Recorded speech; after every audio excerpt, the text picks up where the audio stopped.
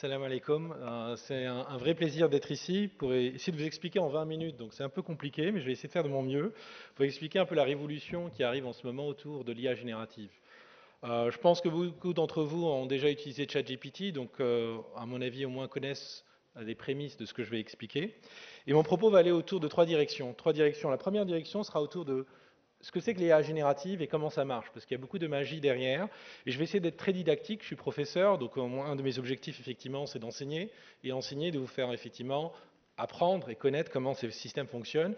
Et je vais être, à mon avis, didactique, et je vais essayer de faire de mon mieux. Deuxième, c'est vous expliquer un peu la révolution en marche et les challenges autour de l'IA générative, et enfin, les opportunités qu'il y a, et en particulier les opportunités au niveau de l'Afrique et au niveau de l'Algérie, puisqu'on a passé du temps à définir et à mettre en place la stratégie nationale de l'IA avec tout un comité. Et je tiens à remercier l'ensemble de mes collègues pour le travail qui a été fait. Alors, on va commencer par un exemple très très simple de ce qu'on appelle la prédiction et comment ces systèmes marchent. Là, vous avez un exemple très très simple. Vous avez deux images. Une image de quelqu'un que vous connaissez très bien qui s'appelle Newton, qui a été à l'origine de toute la cinématique, de toutes les formes, de comment la gravité marche. Et un deuxième, c'est ce qu'on appelle du tir balistique. Donc très simple. Si vous voulez faire un tir balistique, c'est un exercice qu'on donne en général au niveau du bac terminal. Et un exercice qu'on donne en général, c'est trouve-moi l'angle θ avec lequel je dois tirer à une distance de 100 mètres. Donc c'est un exercice assez compliqué puisqu'il faut trouver en fait l'angle avec lequel il faut tirer. Donc pour tirer, ça peut être autrement que du tir balistique, ça peut être également du foot.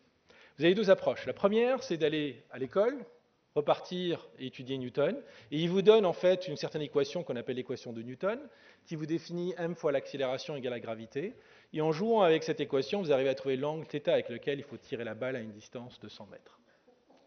La deuxième approche, et c'est l'approche qu'on a prise depuis un certain nombre d'années, est une approche qu'on utilise assez souvent quand on n'a pas accès à Newton. Et il faut savoir, souvent, on n'a pas accès à ces théories, c'est assez compliqué, et en plus, ça prend beaucoup de temps. Ça prend beaucoup de temps, parce que c'est des générations pour lesquelles il faut attendre un génie pour arriver avec un modèle de comment du fonctionnement d'une certaine discipline.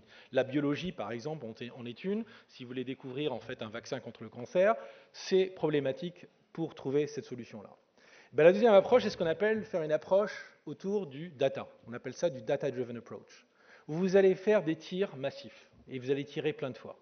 Quand vous tirez plein de fois, ben vous allez mettre dans deux colonnes distance, angle, distance, angle, distance, angle, distance, angle. Donc ça a l'air assez magique, vous allez tirer plein de fois et vous avez dans vos deux colonnes distance et angle. La prochaine fois qu'on vous demande de tirer à une distance de 100 mètres, vous allez chercher si dans la colonne des distances vous avez le numéro 100 et vous allez trouver l'angle avec lequel il faut tirer. Ça n'a rien à voir avec l'IA, ce que je viens de vous expliquer, c'est ce qu'on appelle du data mining, ça existe depuis un certain nombre d'années. Un data mining, ça veut dire chercher dans une base de données un chiffre. Il faut quand même trouver des algorithmes qui vont assez vite pour trouver le nombre, parce que vous n'allez pas chercher 1, 2, 3 jusqu'à 100, ça peut prendre quelques heures, et en général, il faut être un peu astucieux, on a des mathématiciens très intelligents qui font le travail, en trouvant en 2 clics comment trouver dans un nombre assez immense, et donc une grosse base de données, le chiffre. Là où on parle d'intelligence, et en général, c'est ce qu'on appelle de la régression, c'est quand le chiffre n'est pas dedans. Quand le chiffre n'est pas dedans, mais vous avez le chiffre 95, mais vous avez le chiffre 105. Eh bien 100, vous voyez bien que c'est ce qu'on appelle une moyenne des deux chiffres. Vous allez faire ensuite, dans le domaine des angles, la moyenne, et vous allez trouver à peu près l'angle avec lequel il faut tirer. En fait, vous allez faire ce qu'on appelle une régression, vous allez faire en fait une sorte de régression linéaire des chiffres, et trouver comment relier l'angle et la distance entre eux. C'est clair pour tout le monde?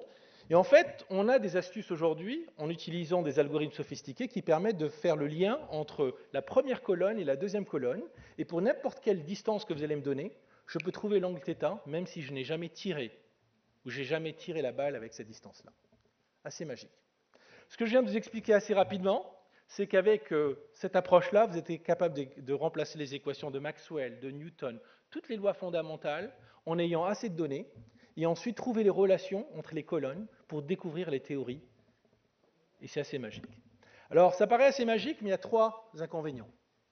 Le premier inconvénient, c'est qu'il vous faut beaucoup de données. D'accord? Il vous faut beaucoup de tirs. Et quand je dis beaucoup de tirs, c'est dans toutes les conditions possibles. Si vous avez, et votre chef vous demande de tirer quand il y a du vent, à 5 km à l'heure et vous n'avez jamais tiré quand il y a du vent, c'est assez problématique. Et donc il faut savoir comment tirer, et il vous faut des données qu'on a tirées avec 5 km à l'heure, 10 km à l'heure, 15 km à l'heure, 20 km à l'heure, et vous imaginez un peu la quantité de données pour lesquelles il faut tirer le ballon. C'est ce qu'on appelle vraiment du big data. Et en général, ces ressources de données ne sont pas aisément accessibles, puisqu'il vous faut beaucoup d'expérience à faire pour récolter ces données-là, et ensuite trouver effectivement ces relations-là, puisqu'en général, quand on va vous demander de tirer, ce ne sera jamais dans les conditions dans lesquelles vous avez fait vos premiers tirs. Deuxième inconvénient, c'est que je suis allé très vite, et je pense que s'il y a ici des professeurs, en particulier des professeurs de mécanique, en fait, il n'y a pas un lien entre θ et distance, la vitesse initiale est aussi importante. En fait, il y a 3 colonnes qu'il faut mettre en lien. Un exemple typique, c'est comme si je vous disais, vous êtes dans un hôpital, et aujourd'hui en médecine, on fait ça souvent, le chef du service clinique recrute un data scientist, donc un jeune de l'NCA, et lui dit, voilà, j'ai une colonne cancer, j'ai une colonne température, maintenant je viens de prendre la température d'un nouveau patient, dis-moi s'il a le cancer. Ça vous paraît évident qu'avec ces 2 colonnes, ce n'est pas suffisamment représentatif pour essayer de voir ces corrélations. La question, c'est quelle nouvelle colonne il faut mettre. Est-ce que c'est la pression artérielle? Est-ce que c'est les antécédents? Et donc trouver ces colonnes pour lesquelles il faut faire ces mesures devient un boulot à part entière. Et ça, c'est quelque chose qui est extrêmement compliqué à faire, puisqu'en général, on ne connaît pas les colonnes. Une fois qu'on connaît les colonnes, on peut trouver les relations par ces techniques-là. Troisième inconvénient, c'est que vous pouvez tirer autant que vous voulez sur Terre, vous n'arriverez jamais à savoir comment tirer sur la Lune. Pourquoi? Parce que globalement, on a un problème de généralisation, et le problème ici, c'est qu'en ayant fait tous les tirs que vous voulez faire sur Terre, vous n'êtes pas capable de découvrir un élément central qui est la gravité. Alors ça ne veut pas dire qu'on ne va pas y arriver, ça veut dire uniquement que les techniques qu'on utilise aujourd'hui, qui sont basées sur des techniques de régression, en fait, ne permettent pas de généraliser. Et donc tous les meilleurs chercheurs du monde aujourd'hui passent leur temps à trouver comment trouver des invariants dans les données. Il faut savoir que la gravité ici est un invariant. Un invariant, ça veut dire que la gravité ne change pas par translation ou par rotation de vos données. Et donc avec ces 3 principes-là, je vous ai expliqué rapidement comment ça marche et comment on prédit un numéro. Et on verra que tout ce qu'on fait autour de l'IA générative, ce n'est rien d'autre que prédire la prochaine lettre, le prochain mot, la prochaine phrase, la prochaine image, la prochaine vidéo. D'accord? Alors, pour faire ces techniques-là de régression, la majorité des chercheurs utilisaient avant 2017, et 2017 est une date clé, utilisaient des techniques qu'on appelait NLP. NLP veut dire Natural Language Processing. Et c'est basé sur des architectures hardware du type RNN, LSTM et GRU. C'est un peu du jargon pour vous, mais dans le domaine du machine learning, c'est assez connu, en particulier les architectures RNN qui veulent dire du Recursive Neural Network, qui font partie également des architectures du type Deep Neural Networks. Ces architectures-là avaient un inconvénient jusqu'à 2017. Elles ne permettaient pas d'apprendre rapidement. Ça veut dire que si vous aviez beaucoup de données, ça prenait beaucoup de temps parce qu'elles sont séquentielles. Et ce n'est pas des techniques qui sont parallélisables. Il faut savoir que les scientifiques, et en particulier les gens qui font du computer science, adorent les architectures qui se parallélisent. Parce que quand vous parallélisez quelque chose, vous êtes capable d'aller très très vite et vous êtes capable en fait de trouver une solution dans un temps limité. D'ailleurs, c'est quelque chose de classique, même au niveau du travail. Si vous avez en fait un commerce que vous établissez qui peut gérer 1 commerçant, 2 commerçants, 3 commerçants, mais au moment où vous avez 100 commerçants, ça ne marche pas, parce qu'il faut changer toute l'architecture, ce n'est pas un commerce qui marche très bien. Ça veut dire que vous n'êtes pas capable de scaler. Le scaling est très important chez nous. Et en 2017, des chercheurs qui viennent d'une société qui s'appelle Google, Google Brain, écrivent un papier qui s'appelle Attention is all you need et mettent en place une architecture nouvelle qui s'appelle l'architecture Transformer. Cette architecture Transformer, T, est à l'origine de ChatGPT, et GPT means Generative, vous générez, Pre-trained et Transformer, qui est l'architecture qui est utilisée ici. Et depuis 2017, alors ça paraît assez fou pour vous, parce que les gens du domaine savaient depuis 2017 qu'on pouvait faire des choses autour de ça, mais ce que vous avez eu dans le domaine un petit peu commercial et que vous voyez tous les jours, ce n'est qu'en 2022.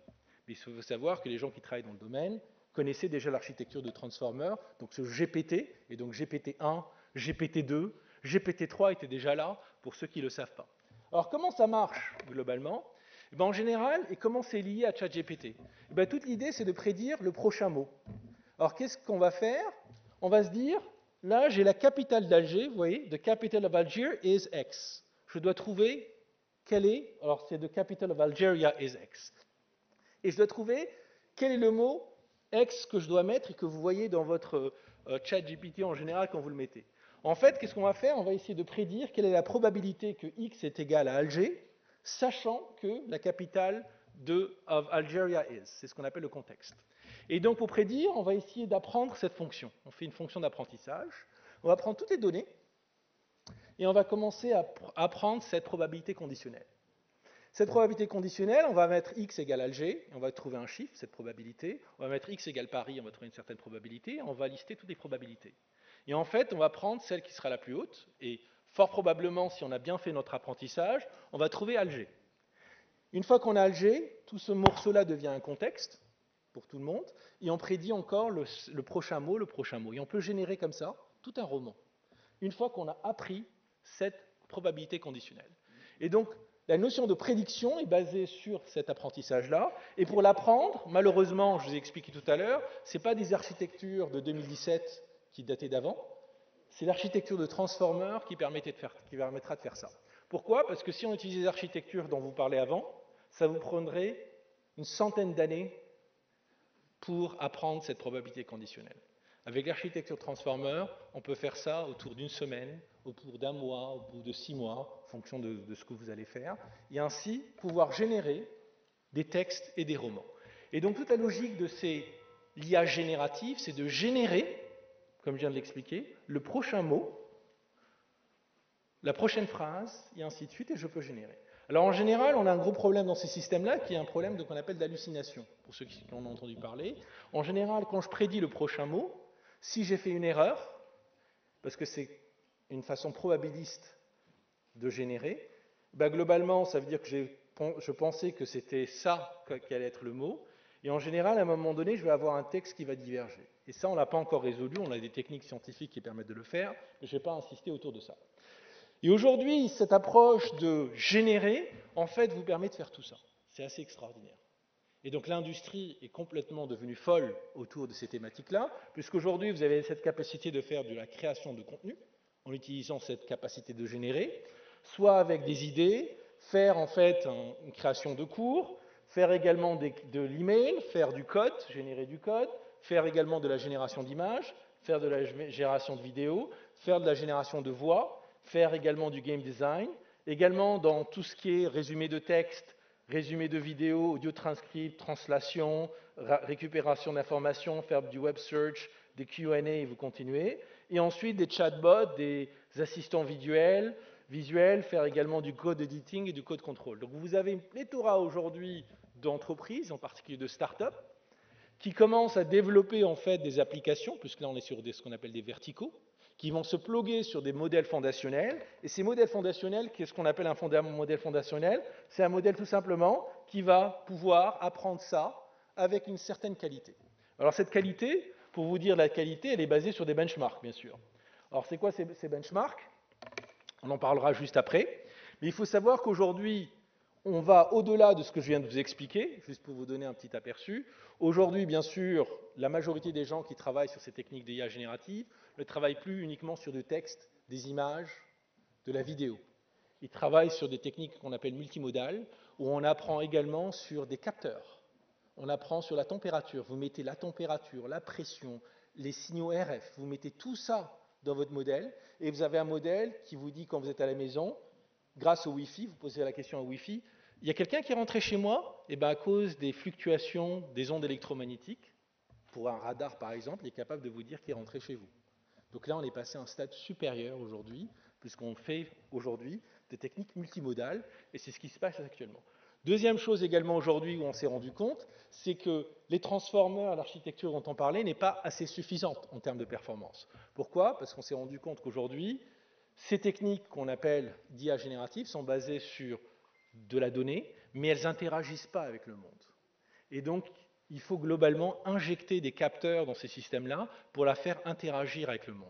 Pour vous expliquer rapidement et un exemple simple, c'est comme si je vous disais, vous prenez un enfant, vous l'enfermez dans une bibliothèque pendant 18 ans, et il apprend tous les livres, et en sortie, vous dites qu'il est intelligent. En fait, on se rend compte que quelqu'un qui est enfermé dans une prison pendant 18 ans et apprendre que des livres ne peut pas être intelligent juste en apprenant sur les livres. Il faut qu'il interagisse. Et donc l'interaction avec le monde est extrêmement importante. C'est la deuxième phase sur laquelle on travaille dans ces modèles-là. Et le troisième, bien sûr, c'est qu'on s'est rendu compte que les gens ne veulent pas un agent conversationnel. Ils veulent un agent qui actionne. Et aujourd'hui, vous avez dû voir dans l'actualité, on parle d'agents IA. Et un des gros domaines aujourd'hui où toute l'industrie plonge est le domaine de ce qu'on appelle les agents IA. Pour vous donner un exemple, aujourd'hui, quand vous tapez sur ChatGPT, vous dites « Donne-moi les 5 meilleurs restaurants, les 5 meilleures pizzas d'Alger ». En général, ce n'est pas ça votre requête. Votre requête, c'est « Je veux la meilleure pizza d'Alger chez moi dans 5 minutes ». Et donc, ce que va faire le système, c'est qu'il va lister les 5 meilleurs restaurants, il va prendre le premier restaurant, chercher le numéro de téléphone. Du numéro de téléphone, il va lui-même appeler le restaurant. De l'autre restaurant, il y aura un agent qui va répondre, il y aura une transaction qui va se faire de manière monétaire, puis il y aura un livreur qui va venir. Donc vous allez avoir une action qui va être faite, et aujourd'hui, c'est l'ensemble en fait, de l'industrie qui plonge vers cet aspect-là, puisqu'aujourd'hui, en fait, vous ne voulez pas avoir une réponse, vous voulez avoir une solution. C'est très différent. D'accord? Alors, quels sont maintenant les challenges autour de ça? Premier challenge, bien sûr, c'est qu'on a une course effrénée depuis 2022 dans la création de modèles entre des types de modèles, des modèles qu'on appelle open source et des modèles qu'on appelle closed source. Des modèles qu'on appelle open source, bien que la notion d'open source n'est pas bien définie, c'est principalement des modèles sur lesquels vous pouvez construire au-dessus. D'accord, en particulier grâce au poids, et donc vous voyez ce qu'on appelle fine-tuner. Donc typiquement en Algérie, vous voulez faire un modèle en arabe, vous allez prendre un DeepSeek, vous allez mettre des données en arabe, et vous allez avoir un modèle fine-tuné à base de DeepSeek qui va avoir du raisonnement et qui va parler en arabe. Donc vous allez construire sur ce type de modèle. Et aujourd'hui, ces modèles-là sont rankés à travers des benchmarks. Des benchmarks, c'est rien d'autre que des examens. Donc aujourd'hui, quand on vous dit un modèle est très bon, on lui fait passer un examen. La communauté s'est mise d'accord sur un type d'examen, type MIT, type Abzoal, etc. Et si vous arrivez à réussir l'ensemble des matières, vous avez un score et on vous dit que vous êtes le meilleur modèle. Et donc aujourd'hui, il y a une concurrence effrénée sur ces types de modèles-là qui continuent. C'est assez intéressant, puisqu'aujourd'hui, pendant un certain temps, il n'y avait pas trop de modèles chinois. Et comme vous voyez là, depuis 2024, il y a des modèles chinois qui commencent à venir de manière assez conséquente, et je pense que DeepSeek, vous connaissez. Pour ceux qui connaissent DeepSeek, il faut savoir que dans la communauté, DeepSeek n'est pas quelque chose qui est venu il y a un mois. Hein. Vous voyez là, DeepSeek, vous l'aviez déjà dans sa version V2 à peu près en août 2024. Donc les gens connaissaient un peu DeepSeek, c'est juste que le modèle DeepSeek qui est venu avec ses capacités de raisonnement a un peu fait exploser la barre un peu récemment. Il faut savoir que dans le modèle, en particulier le modèle Qwen était assez utilisé dans la partie asiatique autour de ça. La deuxième chose également qui est challenging au-delà de ça, c'est le coût de ces modèles-là. Les coûts de ces modèles-là, vous les voyez ici. On est parti en 2023, enfin en 2020, typiquement avec GPT-3, sur des coûts pour construire ces modèles autour de 9 millions de dollars. Avec l'annonce qui va être faite, il a pris du retard, Elon Musk, il faut savoir. L'annonce sera faite ce soir, si vous avez l'occasion d'écouter, du modèle Croc 3, qui coûte 1,2 milliard de dollars à développer. Entraîné sur 100 000 GPU. Je ne sais pas si vous voyez, on est un peu sur des chiffres et des montants pour un type de modèle assez phénoménaux pour arriver à être dans la course dans ces modèles fondationnels. Donc on est tombé sur notre catégorie. Et ça ne change rien avec DeepSeek pour ceux qui sont intéressés. Le fait que DeepSeek a fait un modèle à bas coût ne veut pas dire globalement que les gens ne vont pas encore investir. Ils vont juste utiliser l'architecture et entraîner encore plus pour avoir encore un meilleur DeepSeek. Le fait que DeepSeek est sorti, ça veut juste dire que des pays comme nous, la barrière d'entrée s'est réduite et on peut un peu jouer, mais dans les modèles qui atteindront ce qu'on appelle l'AGI, donc l'IA généralisable, ils seront entraînés avec des architectures du type DeepSeek, avec du reinforcement learning, sur 100 000, 200 000 GPU. Et d'ailleurs, les investissements qu'ont fait les boîtes de type Meta, de type Microsoft, du type XAI, et vous continuez, sont toujours autour de 50 milliards de dollars à 100 milliards de dollars cette année, juste sur l'infrastructure autour de ça. Deuxième chose également qu'il faut savoir, c'est que même si vous entraînez ces modèles-là, ça coûte de l'argent quand vous faites une requête.